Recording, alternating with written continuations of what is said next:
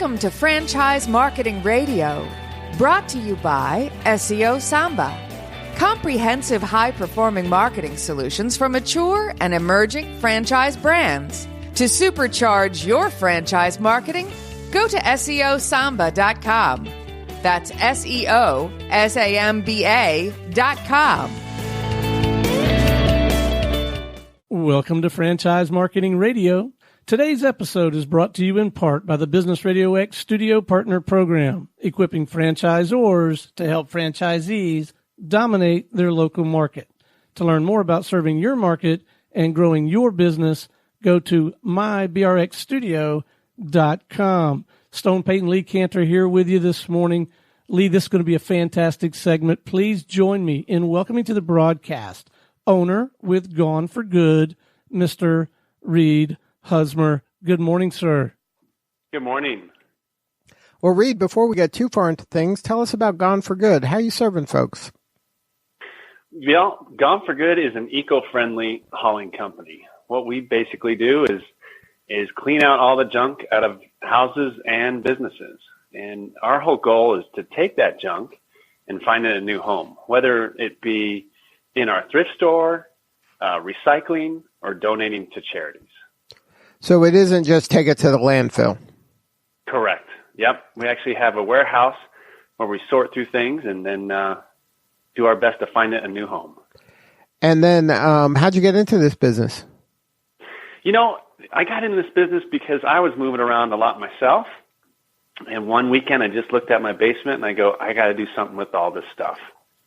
And instead of just getting the roll off, being done with it in about half a day, I took my time to find a good home for all the stuff, whether it be my son's furniture, recycling, or even selling on Craigslist or eBay. And I just went through this myself personally. I had the same kind of feeling. I looked at the basement. I got kind of suffocating from seeing all this stuff that had been just accumulating in boxes and piles and stuff that we bought and never used or didn't use a lot. And I hired my kid's girlfriend. She said she was like an organizer person and she thought she can do it. And then we made piles of, okay, this is stuff we're going to keep. This is stuff we're not going to keep.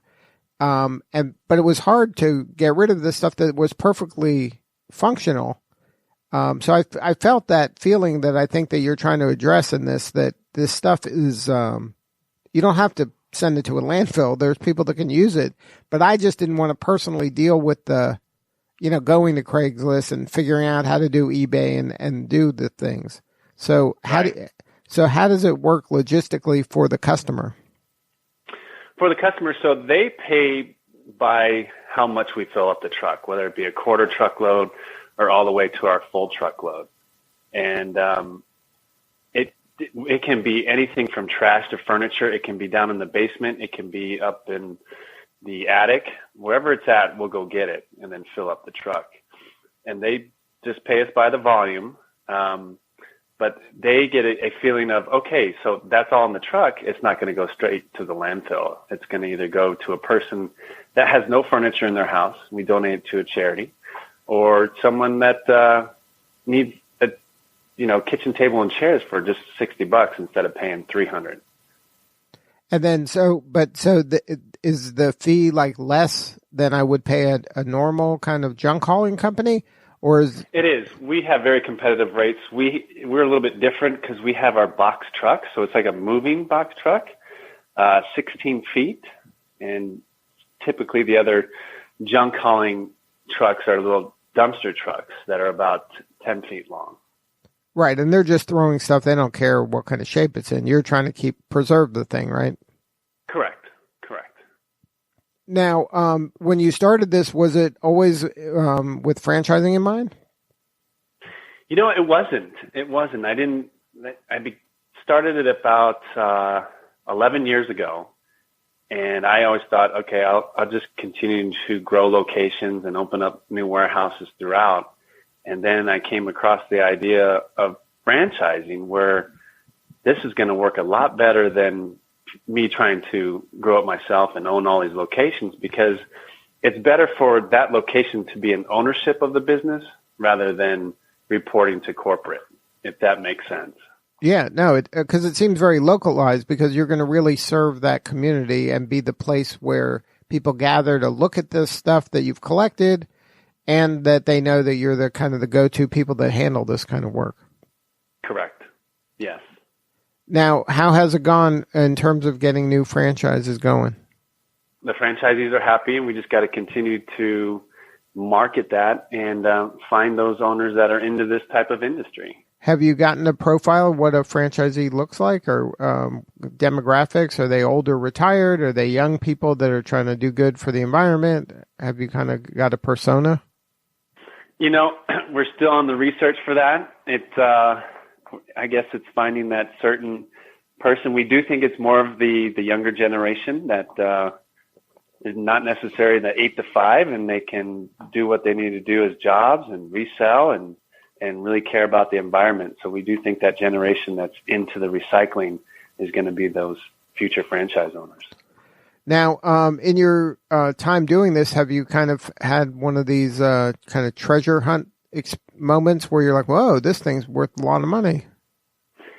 You know, it's always surprising what we find. There was one time we did a clean out of a garage, and the person saying, my uncle collected all these old metal toys. I just need to get this garage cleaned out. And I had a feeling, I'm like, metal toys, let's just take a double look at this. And then before we know it, it's a gold mine. And we sent it to our eBay person, and it really helped out, especially during our slow months at the end of the year. There was one toy that sold for like $400 on eBay. Wow. And that's the thing, like a person doesn't, you don't know, you've just accumulated this stuff over time, and it's just sitting there, and you could be sitting on something of value. Now, so you said you have an eBay guy. Is that something a franchisee would benefit from, that you're eBay guy, so I don't have to be an eBay guy? Correct. Yeah. I mean, we can train them.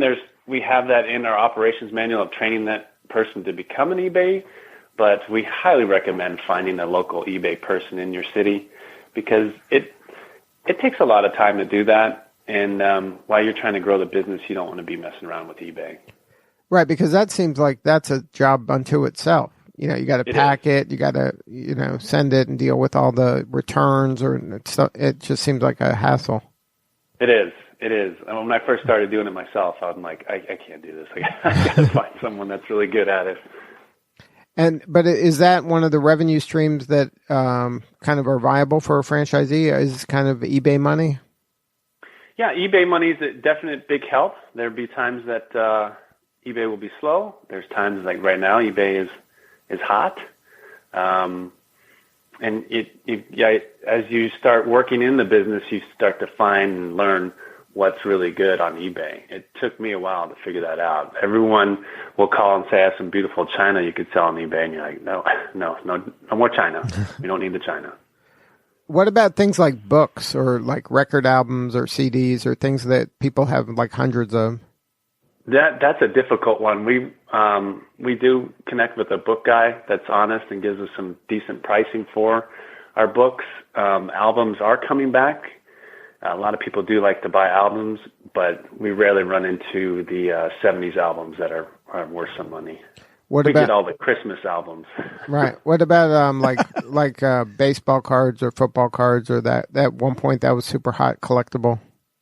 That was super hot. It seemed to die down a little bit. Again, you have to, with baseball cards and football cards, you have to get it authenticated. So there's a lot of steps before you can put it on eBay. And then it's not even worth the money. It's not really a big hot item right now. Now, what about the senior market? Like I had an older father who moved out of his house, and then just, kind of downsizing for him was a nightmare. It is, because that generation, they kept everything. I mean, you're going to find in their basement a ton of Christmas, a ton of paperwork and books and records that you just talked about. So as far as the kids that are trying to help out, that can be it can be very overwhelming. And so there's some processes that you can do. There's the estate sale, and then we come in after the estate sale. Or if there's not for an estate sale, we'll just come in and clear out the whole house. Because that part, if you're the kid doing it, every could take you a year because every piece you're like, there's nostalgia and emotion around it, and you need to just get it done at some point, right? Yeah, I recommend that to a lot of the clients. I'm like, go in and get the good stuff, the jewelry, anything else that's of value, and then the rest, you need to get the house on the market and get going on to the next step. Now, tell us about the book that you wrote. Oh, yes. So my wife and I teamed up on writing a book called Cleaning Out Grandma. And it just talks about how much stuff is out there, how to help your parents down the road, and just trying to help people in the future be more clutter-free. And the clutter-free in terms of less stuff, but also there's an emotional weight to this too, isn't there? That is correct. A lot of people become attached to the items, and it just kind of talks through being detached from the items, feeling like, okay, so we haven't used this item in a long time, but if we donate it, we feel a lot better that it's just not going to trash. Someone else is going to have some fun with that item that you did in the past. If you're just now joining us, you're listening to Franchise Marketing Radio. Our guest today is the owner with Gone for Good, Mr. Reid Husmer. Reid, Stone Payton here. Got a marketing question or two for you, and it may be a little early to ask this, but I think it might be good for our listeners to hear. Are you finding any particular marketing vehicles, email, direct mail, pay-per-click, social, to be more effective than others in terms of getting your franchise opportunity out there and make people aware of that opportunity in the marketplace? Yes. So we actually have a company called SEO Samba that does our website, and they have a CRM package in the background that just does fantastic work. And it's something that I need to dig into some more, but it's a way to not only do newsletters, we can send out social media, videos. We're doing a lot on YouTube. So that helps out on our marketing, and we're starting to get some more attraction to us. So full transparency for our listeners, and I didn't realize it. Maybe I should have done more pre-show research, but I'll just let you guys know. SEO Samba is actually the main underwriter of this show, Franchise Marketing Radio, but it sounds like, rightly so, it sounds like they're doing a good job for you. So also I wanted to ask about, so that's sort of at the franchisor level. What about at the franchisee level? Do you think there's some things that you're learning about, some best practices for the local franchisee to use in their local marketing? Into their local marketing is a lot of this business is built up on personal relationships when we connect with real estate agents and professional organizers and senior move managers. But also to get that reputation is, again, it goes back to that email, newsletters, social media, radio, TV, whatever we can get out there when a new franchisee is starting out. So now for you, what's been the most rewarding part of this adventure? The most rewarding part of this? I'll tell you what, at the end of the day, when you see someone that has no furniture and you just cleared out a house of beds, couches, and you donate it to that person, you just feel really good about all the hard work that you did, and you continue to do that. And for your franchisees, so they need to have some sort of a warehouse or some ability to have a storefront to showcase some of the stuff they've gathered when they're doing the cleanouts? Yeah, they do. They have, kind of a 5,000 to 7,000 square foot warehouse with a storefront type of space. So they can unload the truck in the warehouse area and then bring out any of the good stuff in the thrift store for people to shop. Now, I would have to say our thrift store here, known in Denver, is the most unorganized thrift store, but you'd be amazed at how many people like that. Right, because it's like a treasure hunt. You don't know what you're going to find. It is. They love it. And it's organized right now because we're a little slow in November, and our customers are not liking it. They want it to be piled up with boxes and stuff. And then is that part of what the franchisee gets, is your kind of recommendation of this is the layout of a place, this is what our kind of put this kind of stuff in the front, this kind of stuff in the back. Right. Oh, yeah. Yeah, it's kind of don't waste your time on that. Put this out in the store. Maybe let them dig a little bit, but don't let them trash the place. All types of where we help them out. And when you're training the franchisee, has that been difficult for you? But, going from I'm a business owner and I'm trying to grow this local store to now teaching other people how to grow their business in their market, that seems like different skill sets. You know what? It is. You wouldn't think it'd be such a challenge, but it is, because now it feels like almost franchisees are your kids a little bit, because now they're all excited, but you got to get everything in your brain out to them. Sure, there's manuals, there's videos and all that, but it's something always different that you got to help them out with. But it's a fun part, but then you also want to make sure that they do well, because they're investing in this business, and you want to make sure that they continue to grow and enjoy it. You don't want to be stressful all the time. Right. And you're doing kind of important work, and you are having an impact in the community. So this is one of those things where you can do something that can be your livelihood and also do good for the people in the community. So it's one of those feel-good kind of opportunities. Right, definitely. And if somebody wanted to learn more about the franchise, their website? Yes, they can go to the website. It's goneforgoodstore.com, and we have a tab up there on franchise. Well, Reid, thank you so much for sharing your story today. Thank you. Really appreciate it. All right, this is Lee Cantor for Stone Payton. We will see you all next time on Franchise Marketing Radio.